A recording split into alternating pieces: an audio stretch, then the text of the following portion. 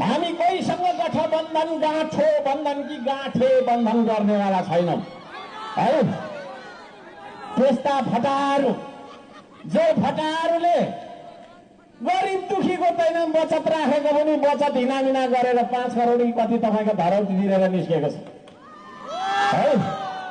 आफ्नै तपाईँको सहकर्मी पत्रकारको हत्या भयो अरे भन्ने कुरा नआयो पहिला, त्यसको पनि कहाँ पुग्यो टुङ्गो छैन।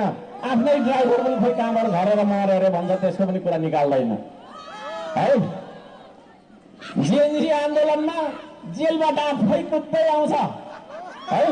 अनि किन निस्केको भन्दाखेरि मन्त्रालयबाट निस्की भन्ने कागज आएर भन्छ, फेरि मन्त्रालय चाहिँ जलेर खरानी भइरहेछ, को थियो त्यहाँ पनि।